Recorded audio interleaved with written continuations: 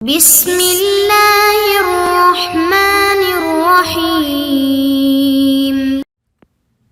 السلام علیکم معزز طلباء کرام، آپ سب کیسے ہیں؟ آج ہم تفسیر بیضاوی کے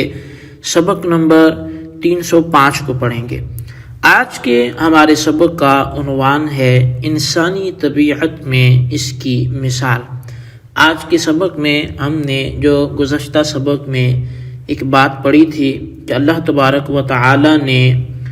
آدم علیہ السلام کو یا ہر نبی کو اس دنیا میں اپنا خلیفہ کیوں بنایا، تو اس پر جو ہمارا کلام ہوا تھا کہ اس لیے کہ اللہ تبارک و تعالی وہ لطیف ہے، اس کی ذات عالی ہے، اور بندے چونکہ کثیف ہیں اور یہ اللہ تک ڈائریکٹ بلا واسطہ ربط نہیں رکھ سکتے، اور اس لیے اب بندے اللہ سے کچھ لینا چاہیں اور اس کے حضور کچھ عرض و معروض کرنا چاہیں تو کسی ایسے کی ضرورت تھی بندوں کو کہ جس سے یہ ڈائریکٹ بات کر سکیں اور وہ ان کے دکھڑے پھر آگے سنا سکے اور ان کے غم کا مداوع کر سکے۔ تو لہٰذا اللہ تبارک و تعالی نے اپنے خلفاء کے طور پر اپنے انبیاء کرام کو مبعوث فرمایا، اور اللہ اس مبعوث فرمانے میں کسی چیز کا محتاج نہیں، وہ چاہے تو ڈائریکٹ بھی عطا فرما دے، لیکن چونکہ کمزوری بندوں کی جانب میں ہے، ان کو کمزور بنایا گیا ہے، ان کے جسم کثیف ہیں اور اللہ کی ذات لطیف ہے، تو یہ اس سے فیض لینے میں چونکہ کسی واسطے کے محتاج تھے، تو اس لیے وہ بیچ میں واسطہ انبیاء کرام کو بنایا گیا کہ وہ انہی کی صورت میں آئے، انہی کے لباس بشریت میں آئے اور آ کر انہی کے ساتھ رہ کر وہ امور انہیں سکھا گئے اور وہ اللہ سے ان کا ربط جوڑ گئے۔ تو اب اس پر قاضی صاحب آج کے سبق میں انسانی طبیعت میں کوئی خارجی ایک مثال وہ دے کے سمجھائیں گے کہ ایسا ہوتا ہے کہ بیچ میں واسطہ رکھ کر جو جب دو طرفہ ایسی چیزیں ہوں کہ ایک دوسرے کا غیر ہو اور ان میں کوئی مماثلت اور مشابہت نہ ہو، تو پھر بیچ میں ایک تیسری چیز کو لایا جاتا ہے کہ جس کا تعلق اس جانب بھی ہو اور اس کا تعلق دوسری جانب بھی ہو، اور وہ پھر تعلق جو ہے دونوں جانب ہونے کی وجہ سے ان کا آپس میں ربط جوڑ دیا جاتا ہے۔ اور یہ مثال بیان کرنے کے بعد پھر قاضی صاحب جو ہیں وہ دوسرے نمبر پر جو خلیفہ سے مراد، وہ چونکہ ایک تو یہ بولا تھا پیچھے کہ حضرت آدم علیہ السلام ہیں، اور دوسرا یہ تھا کہ ہر نبی خلیفہ ہے، تو پھر تیسرا قول بھی یہاں پر لکھیں گے کہ خلیفہ سے مراد وہ کون لوگ ہیں، اور پھر اس کے بعد چوتھا قول بھی آئے گا، اور اس کے بعد چونکہ ان اقوال کا تقاضا وہ خلفاء کا ہوگا، کسی ایک خلیفہ کا نہ ہوگا، تو پھر معنی کے اندر اور لفظ کے اندر جو مفرد اور جمع کا جو تغایر ہے اس کو دور بھی وہ قاضی صاحب فرمائیں گے، اور اس پر کچھ اہل عرب کے قبائل کے نام سے امثلہ بھی دیں گے، اور پھر اس کی تعویلات کو بھی ذکر کریں گے۔ تو بلا تاخیر ہم آج کے سبق کی عبارت پڑھ کے اس کا ترجمہ کرتے ہیں اور اس کے بعد اس کی باقاعدہ وضاحت کی طرف بڑھتے ہیں۔ مصنف علیہ رحمہ لکھتے ہیں وَنَظِيرُ ذَلِكَ فِي الطَّبِيعِيَّةِ، اور اس احتیاج کی مثال طبیعت انسانی میں، ذالکہ کا مشار الیہ بین السطور لکھا ہے، ای احتیاج المستخلف علیہ الی وسط، یعنی کہ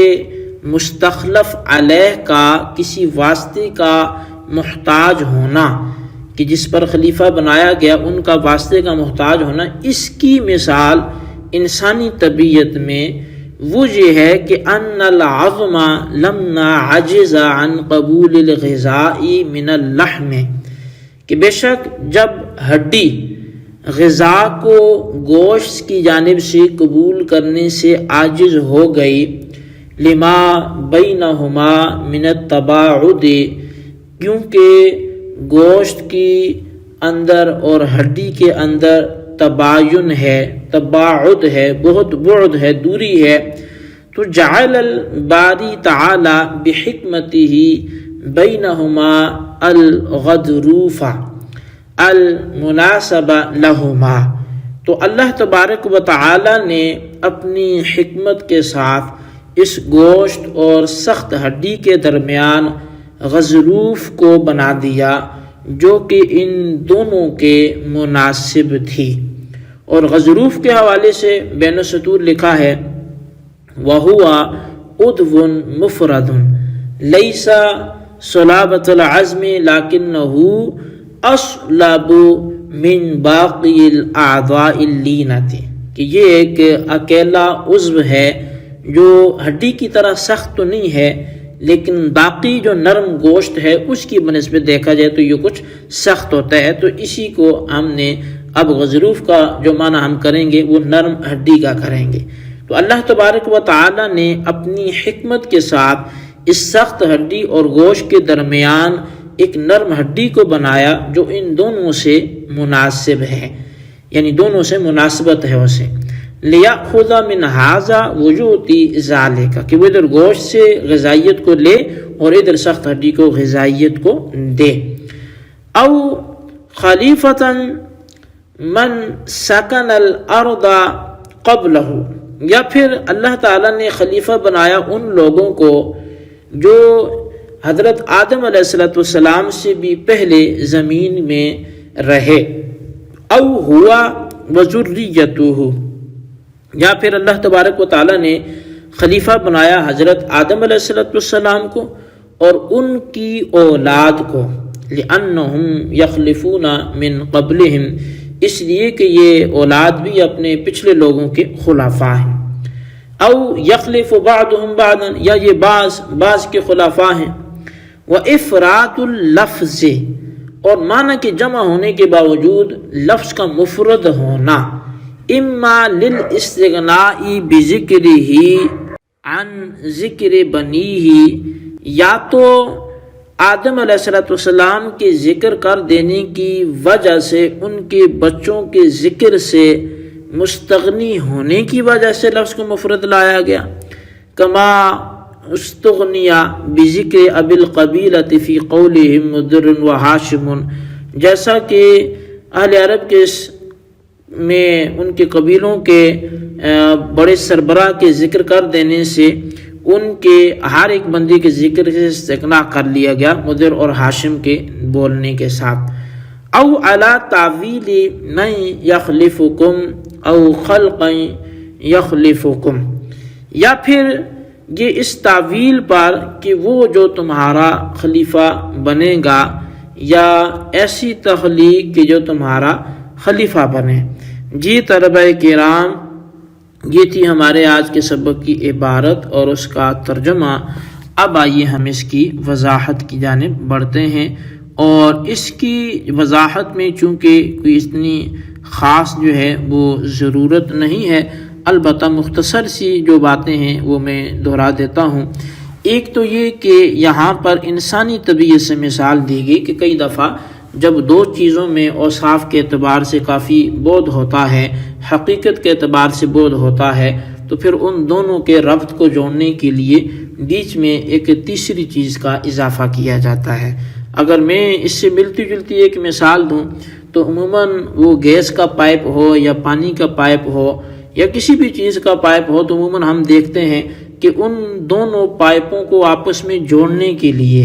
اب وہ اصطلاح میں کیا بولتے ہیں اس فن کی، مجھے باقاعدہ وہ نام تو یاد نہیں، لیکن یہ چیز آپ سمجھ جائیں گے کہ ان دو چیزوں کو جوڑنے کے لیے بیچ میں ایک تیسری چیز لگائی جاتی ہے جو اس پائپ سے اندر بھی چلی جاتی ہے اور دوسرے پائپ میں بھی چلی جاتی ہے، اور پھر ان دو پائپوں جو الگ الگ ٹکڑے تھے ان کا آپس میں ایک تعلق کیا ہوتا ہے، وہ تیسری کے واسطے سے جڑ جاتا ہے۔ تو مصنف بھی اس کی ایک مثال دیتے ہیں کہ انسان کے اندر ایک سخت ہڈی ہوتی ہے، ایک نرم ہڈی ہوتی ہے اور ایک گوشت ہوتا ہے۔ تو نرم ہڈی کی ضرورت کیوں پیش آئی؟ فرمایا کہ اصل میں سخت ہڈی کو گوشت سے غذائیت چاہیے تھی، لیکن گوشت اور سخت ہڈی میں کافی بود ہے، تو اس بود کو ختم کرنے کے لیے اللہ تبارک و تعالی نے اپنی حکمت کاملہ سے ایسی ہڈی کی تخلیق فرمائی کہ جو گوشت کی بنسبت سخت تھی اور سخت ہڈی کی بنسبت نرم تھی، اور وہ گوشت سے بھی مناسبت رکھتی ہے نرمی کے لحاظ سے، اور ہڈی سے بھی مناسبت رکھتی ہے سختی کے لحاظ سے۔ تو گوشت سے غذائیت لیتی ہے اور سخت ہڈی کو غذائیت دیتی ہے۔ تو یوں انسانی اس جسم کے اندر بھی اس واسطے کا انتظام کیا گیا۔ تو بہرحال یہ ہمارے آج کے سبق کی عبارت ترجمہ اس کی وضاحت تھی۔ مزید آگے بھی اس کے فرمایا گیا کہ اس خلفاء سے کون کون مراد ہو سکتے ہیں، اور وہ ترجمے سے ظاہر ہے، اس لیے یہیں پہ ہم اپنے سبق کو موقوف کرتے ہیں۔ آج کے سبق کو بالخصوص اپنے خلاصے کے طور پر رجسٹر پہ لکھیے گا اور ان سوالات کے جوابات بھی دیں۔ سوال نمبر 1 یہ ہے کہ انسانی طبیعت میں اس استخلاف کی طرف ضرورت پڑنے کی مثال کیا ہے، اور سوال نمبر 2 یہ ہے کہ تیسرا قول خلیفہ کون ہے، اس حوالے سے کیا ہے وہ بھی تحریر کریں۔ اللہ تبارک و تعالیٰ سے دعا ہے جو کچھ ہم نے پڑھا سنا سے یاد رکھنے کی توفیق نصیب فرمائے، آمین بجاہ نبی الامین صلی اللہ علیہ وسلم۔